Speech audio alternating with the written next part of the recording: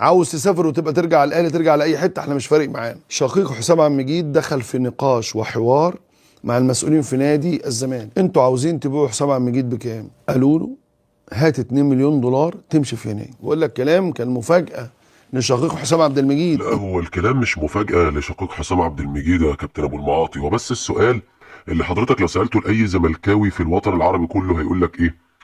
هو ليه مجلس إدارة الزمالك متمسك لحد دلوقتي أصلا بحسام عبد المجيد؟ ليه الراجل ده ما اتباعش من بدري قوي؟ ليه ما اتعرضش للبيع من بدري قوي؟ يعني العينة بينة قدامك، إمام عاشور قدامك، زيزو قدامك، قبل كده بن شرقي، هو مش من عندنا بس ماشي. يعني انت عارف ديتها ايه، وعارف هو رايح فين، وعارف هو بيلف ويدور عشان ايه. يا باشا يعني خلاص، انت مش هنتعلم من الدرس غير بعد ما اخر زملكاوي فيك عالم يموت، يعني يجيله جلطه ويموت. ما نتعلم الدرس بدري بقى، ولو عايز يروح يتوكل على الله قلنا يمشي. حسام عبد المجيد بيراميدز عاوز يشتريه، قلت لك ان بيراميدز مقيمه ب 2.5 مليون دولار. شقيق حسام عبد المجيد دخل في نقاش وحوار مع المسؤولين في نادي الزمالك. انتوا عاوزين تبيعوا حسام عبد المجيد بكام؟ ماشي.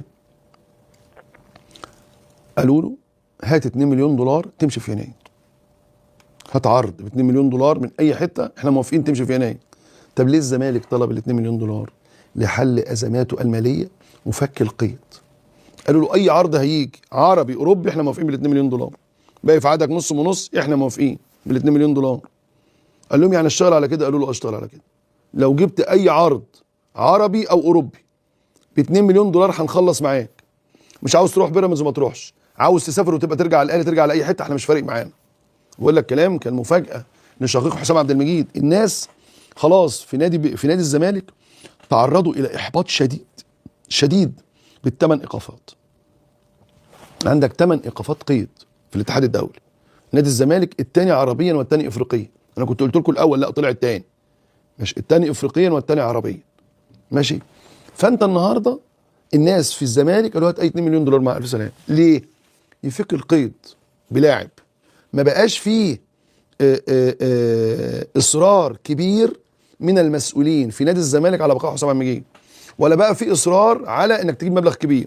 احنا مش عايزين صداع، عاوزين نخلص. ايوه، ما هو بص يا باشمهندس، ما انا هفهمك حاجه. ما هو دلوقتي المصلحه متبادله، انت راجل مش عايزني بس اللي بيربطني بيك عقد، انت مش عايزني وبيربطني بيك عقد، فتوكل على الله امشي. هات عقد اكبر من العقد اللي رابطني بيك، او زي ما انا عايز، وتوكل على الله امشي. ياكش بص تروح الدوري الصومالي براحتك. براحتك يا باشا، عايز تروح الاهلي مع السلامه، اتفضل روح الاهلي. مش يعني مش هتدخل الجنه ولا هتطلع من النار، هي كلها ديتها واحده. انت في الاخر بتلعب في الدوري المصري، يعني مسرحيه هزليه كل الناس عارفه ابطالها مين، وعارفه اللي بيمثلوا ادوار بسنيده للبطل مين، وكله عارف ترتيبها عامل ازاي. انت مش هتبقى احسن من اللي راح، او هيتزعل عليك اكتر من اللي راح. روح يا باشا، توكل على الله امشي. فهي المصلحه متبادله، انا افك القيد واشوف مصلحتي واشوف اكل عيشي، وانت توكل على الله امشي بقى. انت محسسني ان انت راموس يعني معلش مع احترامي، يعني انت طول على الفاضي يعني.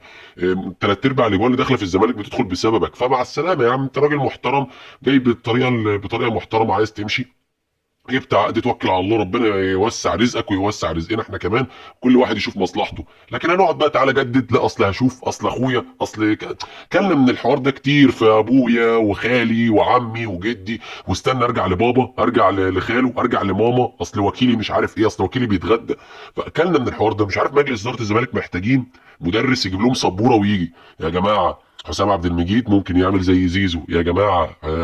زيزو ممكن مش عارف يا راجل، ده الحكمه بتقول لك لا يلدغ مؤمن من جحر مرتين يا راجل. يعني ما اتعلمتش في زيزو، ما اتعلمتش في بن شرقي، ما اتعلمتش في امام عاشور. يعني انت مستني حسام عبد المجيد لحد ما يجي وقت ما يمشي، ويمشي ببلاش؟ يعني انت بتقول له اديني 2 ونص يا عمي، اطلب وتامر وتشرط، ويا عم لو 2 ونص حلو مش وحش، توكل على الله. بس ما بعته بفلوس عشان ما يجيش بعد كده يرجع يخوتنا ويقرفنا معاه ويقول لك اهو راح الاهلي ببلاش. ارحمونا بقى، السلام عليكم.